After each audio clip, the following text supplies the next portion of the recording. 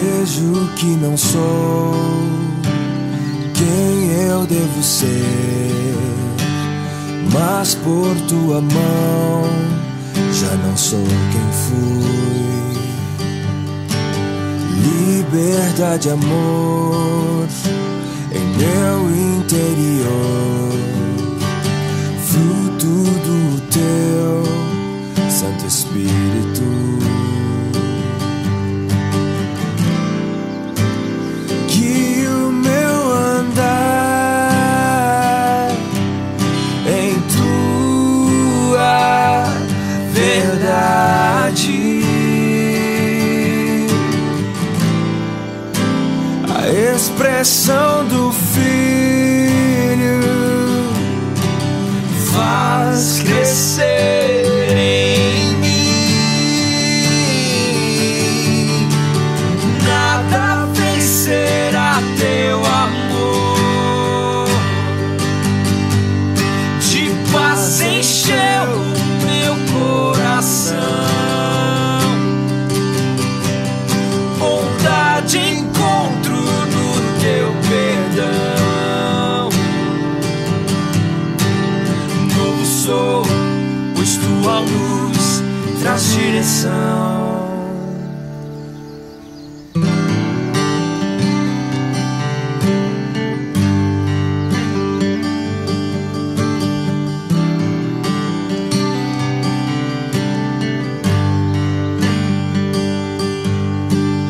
Vejo que não sou quem eu devo ser, mas por tua mão já não sou quem fui.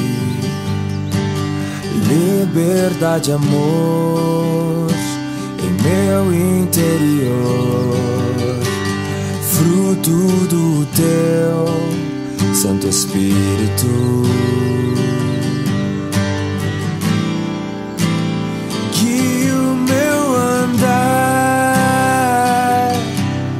em tua verdade, a expressão do Filho faz crescer em mim. Nada vencerá teu amor, de paz encheu o meu coração, bondade encontro no teu perdão. Novo sou, pois tua luz traz direção, e pra tua igreja servir, ver tua face no meu irmão,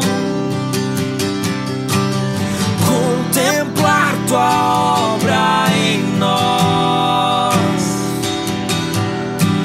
até o fim permanecer em teu amor.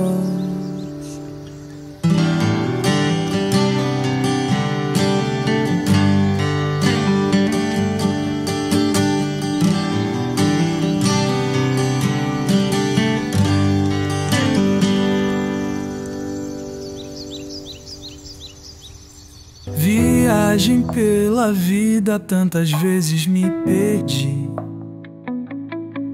Nada fazia sentido até ele aparecer. Olá, seja bem-vindo mais uma vez ao nosso programa. Nós temos conversado aqui com pessoas diferentes para poder ouvir histórias diferentes também. E hoje eu tenho o prazer de receber mais uma pessoa aqui conosco. E eu espero que a nossa conversa com ele seja também uma bênção na sua vida e que esse papo aqui que nós vamos ter agora possa de alguma maneira também transformar o seu coração. Eu estou aqui hoje conversando com o Amado. Pastor Reverendo Amado. Aqui a gente vai falando assim, mais informal. É igual quando veio um outro pastor aqui, eu falei assim, olha, não precisa me chamar de reverendo, nada desse tipo não. A gente vai chamar pelo nome mesmo. Mas, Amado, tem muito tempo que você não vem aqui. Você já participou aqui outras vezes, né? Bem lá atrás, já tem, sei lá, uns 2 anos Mais já. 2 anos. Então, para quem não lembra, né? Para quem está assistindo pela TV ou pelo YouTube agora, saber quem é o Amado, se apresenta aí pro pessoal te conhecer. Tá. Então, eu sou o Amado,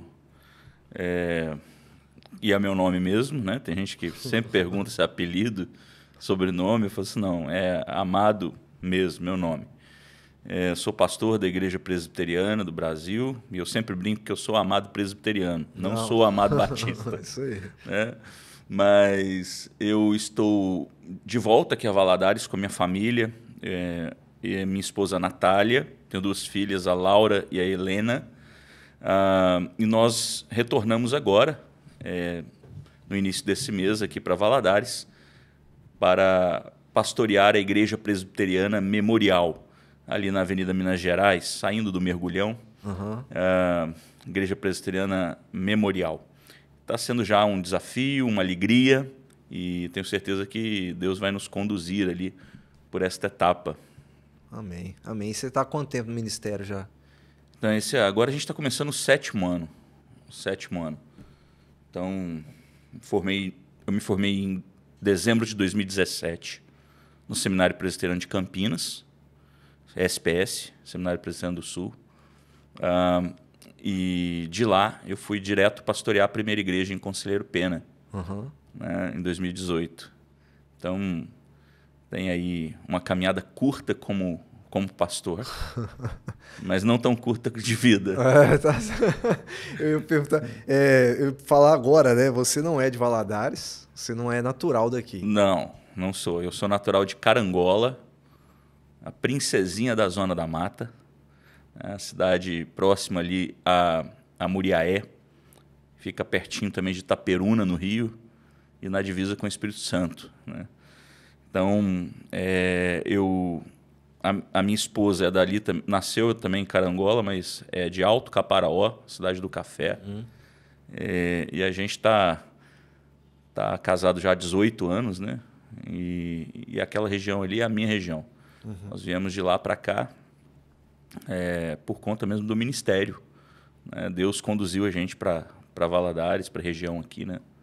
Você ficou aí um tempinho fora, né? Agora está de volta aqui na Igreja Presbiteriana Memorial. E deixa eu te perguntar, você, a vida toda, você é aquele tipo de presbiteriano que nasceu na igreja ou você tem você não tem um berço, assim, vamos dizer assim, evangélico, né? Presbiteriano? Diferente, eu brinco que a gente fala que a gente só não nasceu na igreja porque deu tempo de chegar no hospital. Porque eu falo isso com a minha avó, com a minha mãe. Eu nasci na igreja, eu sempre vivendo nesse contexto. Você nasceu assim ou você tem uma história aí anterior ao evangelho, ao cristianismo? Conta aí pra gente. Não, eu não nasci cristão, né, na igreja, vamos colocar assim. A minha família é uma família meio misturada em contextos religiosos. A família do meu pai, uma família de descendência italiana, e eles muito católicos lá, a família, né, os familiares. E da minha mãe é uma família por parte de pai libanesa, que meu avô era libanês. Então, eles eram ortodoxos, cristãos ortodoxos. E a minha avó, mãe da minha mãe, a família dela era toda kardecista. Olha. Então, por ter essa mistura de origens, né, de nichos religiosos diferentes, acabou que nem meu pai nem minha mãe, eles não tinham assim uma religião definida, de seguir. Então eu cresci naquele lar, que é um lar de paz, de honestidade, de valores, mas ao mesmo tempo sem a cultura de frequentar uma igreja.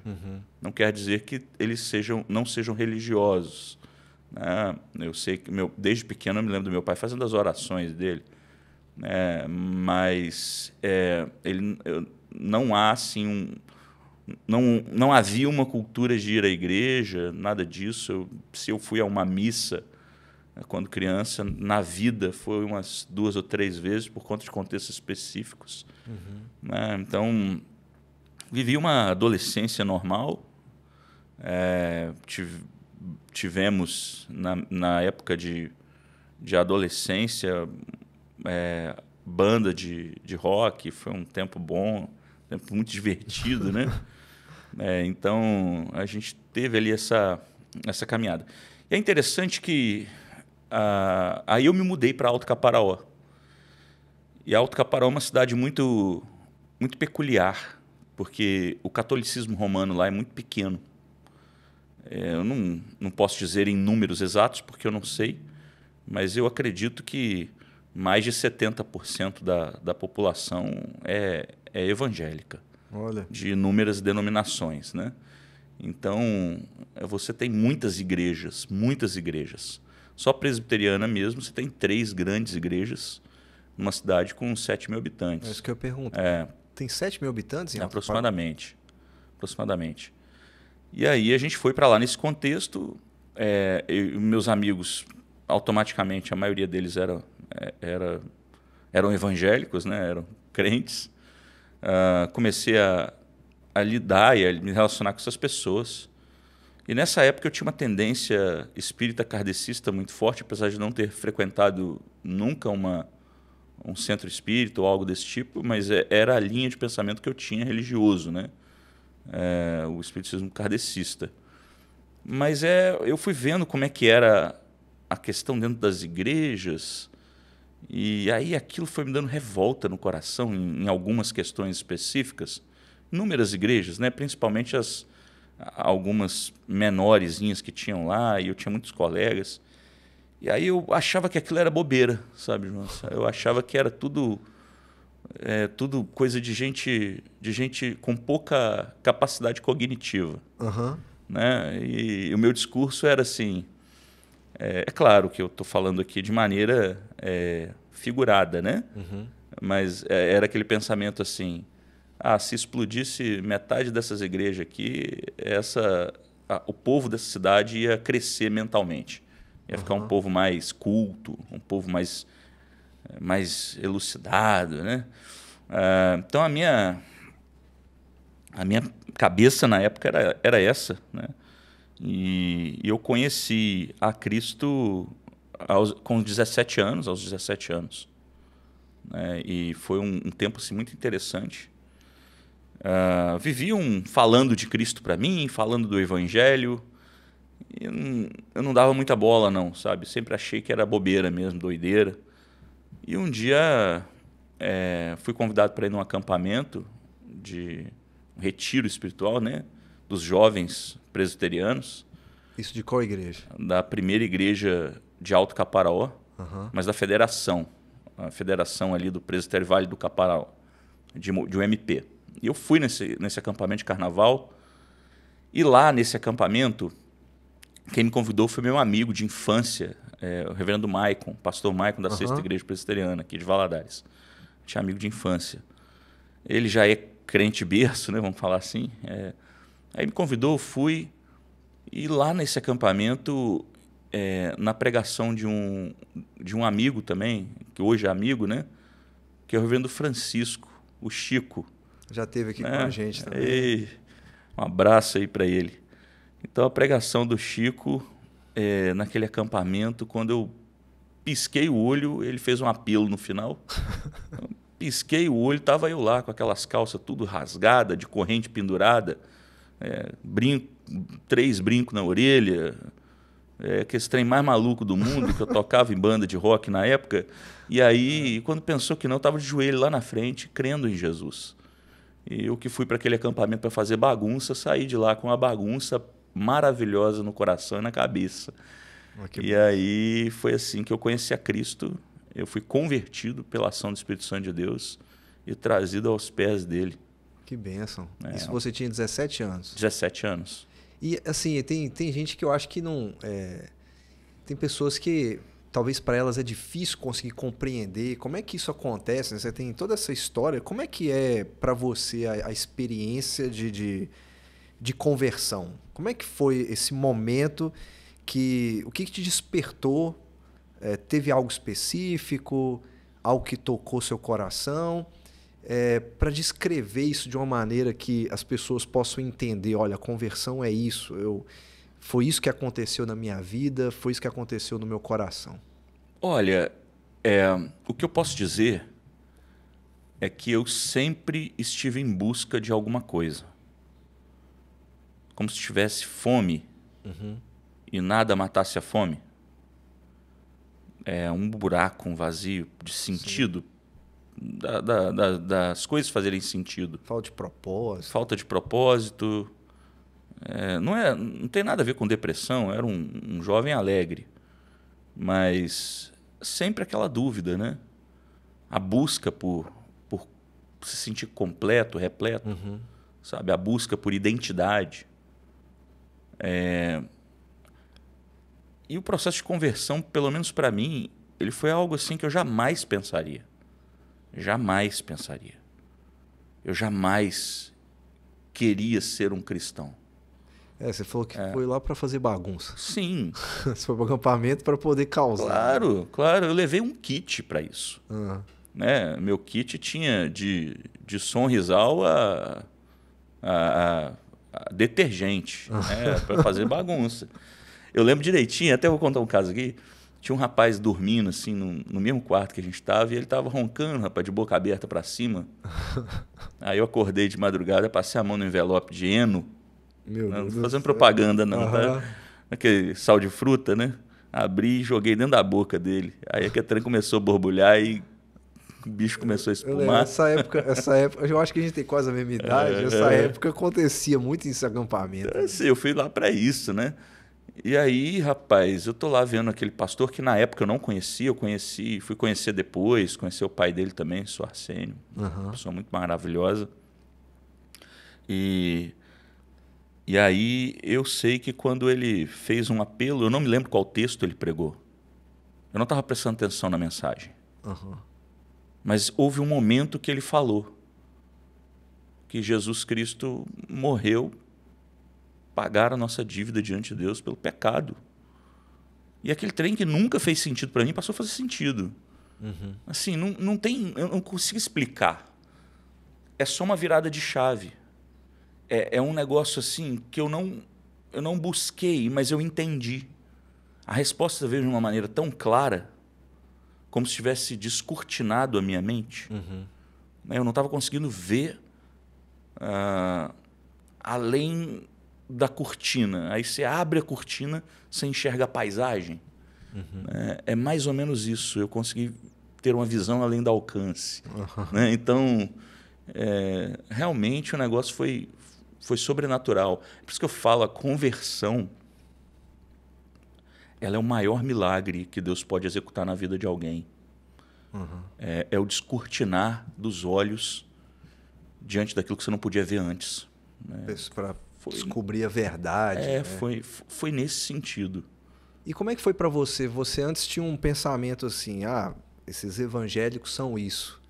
E como é que foi para você depois lidar? Você falou assim, esse é o meu pensamento na época, né? Porque aí depois você tem todo um processo de discipulado, você deve ter passado por isso. Discipulado, sim, acompanhamento à igreja, você foi batizado, né? Você fez pública profissão de fé. Como é que foi para você esse processo de sair daquele pensamento agora agora eu faço parte desse povo e eu tenho coisas para aprender.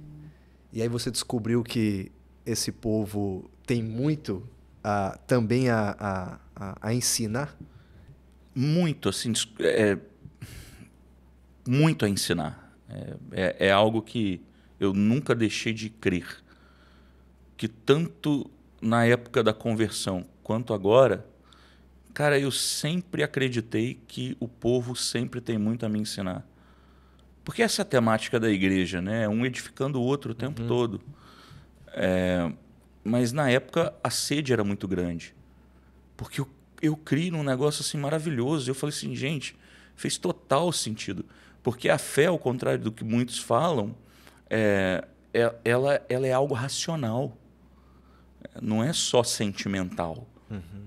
E eu que sempre fui muito curioso, muito estudioso também, comecei a devorar informações, livros, revistas de estudo. Eu me lembro que uma coisa que me alimentou muito ali naqueles primeiros momentos é um livretozinho produzido pelo reverendo Dom Carlos, feito, né, escrito por ele, chamado Razão da Minha Fé, ou da Nossa Fé, Razão da Nossa Fé, pela Cultura Cristã, um livretinho. E ali, rapaz, muitas respostas faziam sentido. E aí eu comecei a buscar informação, buscar. Então foi tudo muito rápido. E tudo assim, muito acelerado no início. Quando eu vi, eu já estava fazendo profissão de fé, e sendo batizado. Quando eu percebi, eu já estava me envolvendo com liderança desde cedo e por aí foi. E aí foi caminhando até chegar onde estamos hoje. E antes de você ser pastor, você chegou a fazer faculdade também, né? Fiz. Eu sou formado em farmácia. Sou farmacêutico, né? Porque eu ainda sou inscrito no conselho. Não quero dar baixa, porque eles me perguntam, né? Por que você não dá baixa? Eu falo assim, não, porque se tiver alguma ação social, alguma coisa na área, eu já estou habilitado a fazer. Você já até fez isso? Já fiz algumas vezes.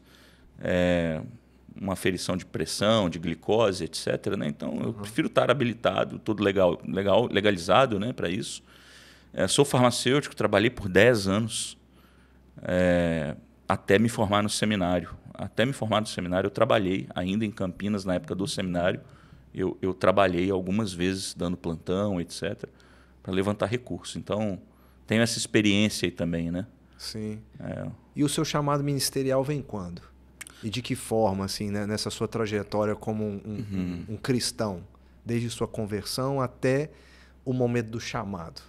O chamado ministerial mesmo, ele vem quando eu estou ali no último período do curso de farmácia. No último período do curso de farmácia, eu senti esse chamado ministerial. Na época, eu quis trancar, né, o curso de farmácia. Estava no início do último semestre. Não, perdão, no início do último ano. Né? No início do último ano, ainda tinha dois semestres. Eu quis trancar para poder ir para o seminário, né, estudar. Aí, na época, os meus pais foram contra. Né? Minha mãe, principalmente, foi veementemente contra. Lembrando que eles não são cristãos evangélicos, né? Mas não foram contra e eu hoje entendo que era positivo isso. Sim. Mas o chamado veio ali. Aí eu terminei o curso, fui trabalhar como farmacêutico e aí depois de uns 3 anos de formado, trabalhando, já casado, eu estava ainda estudando farmácia quando eu me casei. E aí a gente tem o chamado assim de uma maneira muito intensa, muito forte. E nessa época, quando eu resolvi largar a minha vida profissional para ir para o seminário, né, eu me lembro que os meus pais, ainda que não sejam crentes e que não haviam concordado lá atrás, eles foram amplamente favoráveis, né? É claro, eu já tinha a minha vida, já tinha a minha casa, mas assim, é sempre bom a gente ouvir os pais da gente, né? Honrá-los. Compartilhar com eles os planos. Né? Isso. Então, foi nisso e sempre foram muito apoiadores da gente, né? Na época do seminário. Então, foi essa trajetória. O pessoal sempre, uma vez, eu lembro de participar de um pequeno grupo, uma espécie de célula, e o assunto era chamado. E aí, toda vez que a gente está perto, o pessoal fica falando pra gente assim, né? Como é que foi seu chamado, João? E é uma coisa... Para quem não tá no ministério, é muito difícil de compreender às vezes. E mesmo por mais que eu explicasse, era como se as pessoas realmente não entendessem como que funciona, né?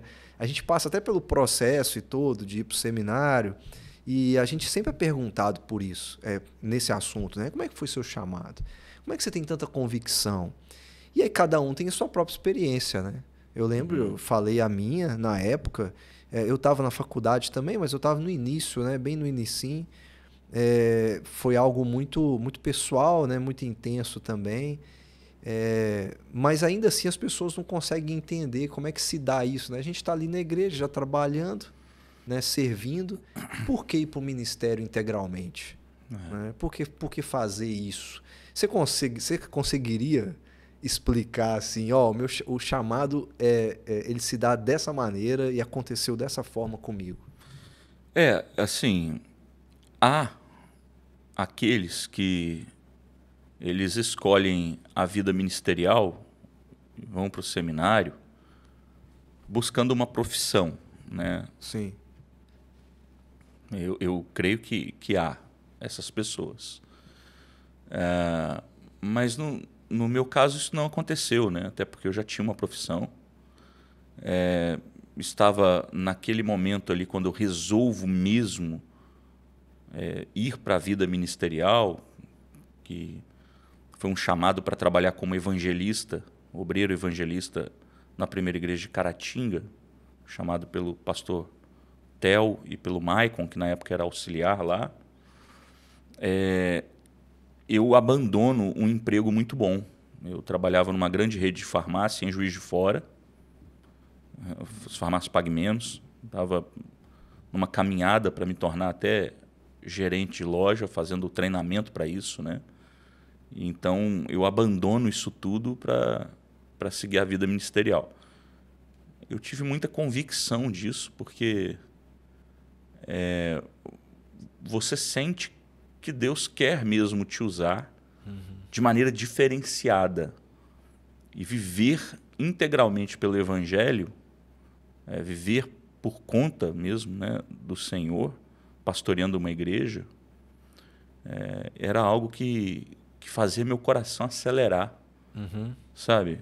Independente de financeiramente não ser tão vantajoso, ou quase nada vantajoso, comparado aos projetos profissionais que eu tinha, né? E aquilo que eu já vinha alcançando. Mas a gente entende que não é um trabalho, né? É aquela compreensão clara de que o ministério pastoral, se for um trabalho, é o mais nobre que eu poderia ter. Mas nesse sentido, não sei se eu respondi. Eu lembro de ouvir isso no seminário. É porque é complicado, né, para as pessoas entenderem o que te move a ir para o ministério, né? Você tem toda essa história, você poderia ter, sei lá, sucesso em tantas outras coisas.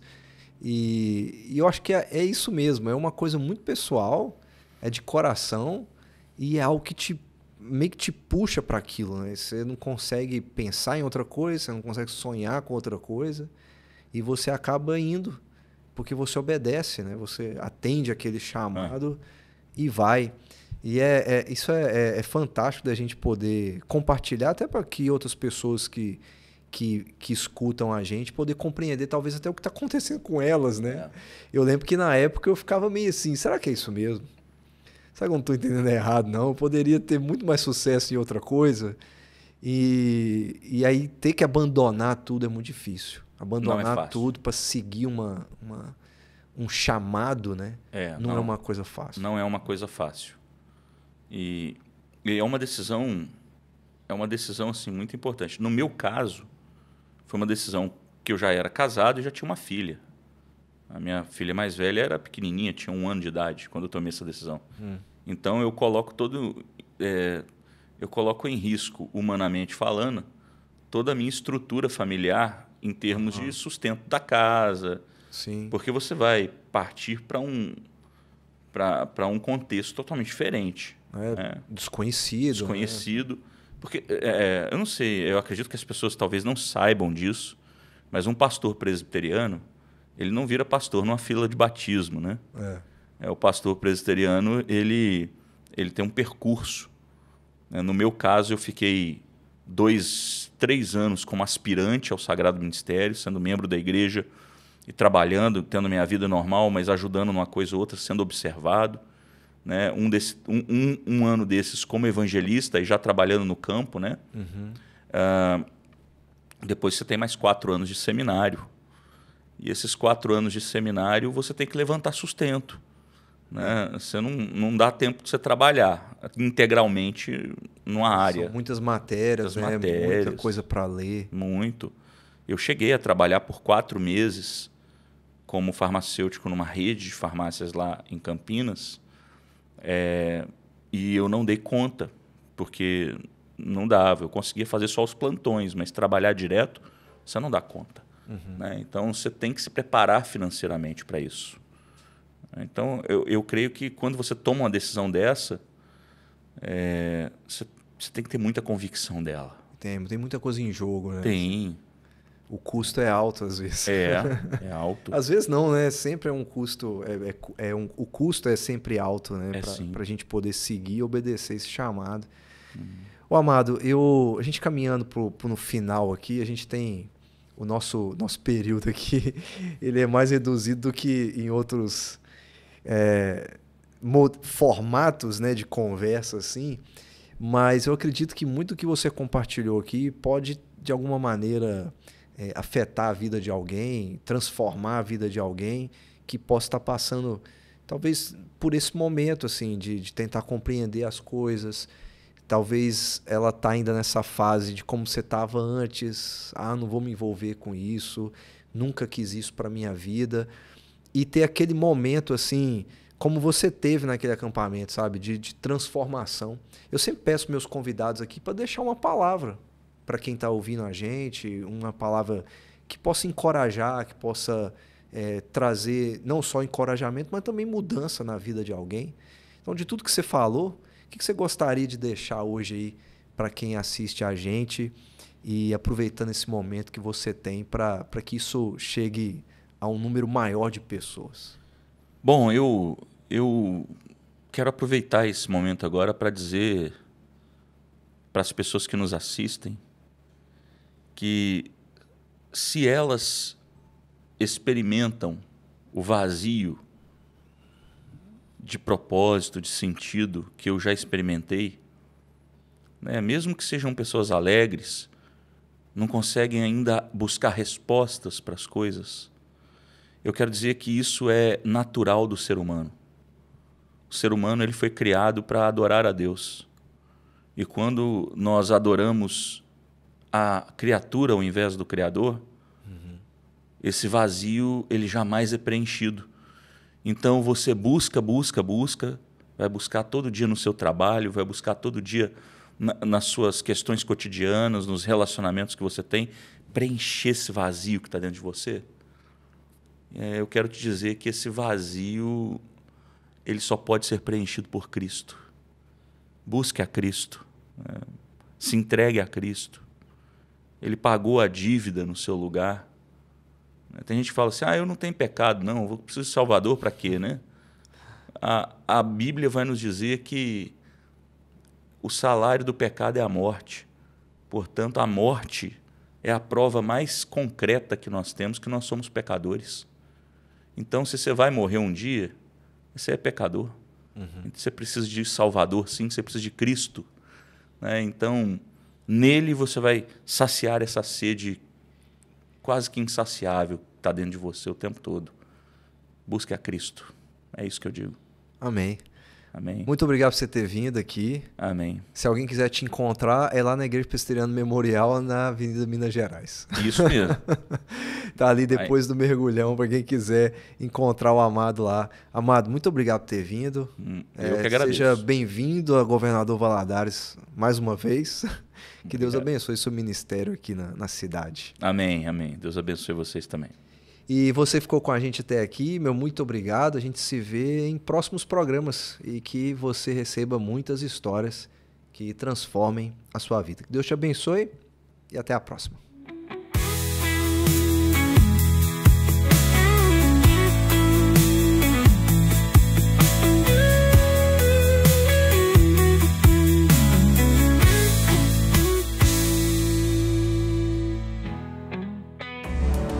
Você deseja entrar em contato conosco, nos enviar uma pergunta ou até mesmo seu pedido de oração? Basta enviar uma mensagem para o número de WhatsApp que está aparecendo na sua tela. Você também pode nos fazer uma visita e acompanhar as nossas atividades através das nossas redes sociais.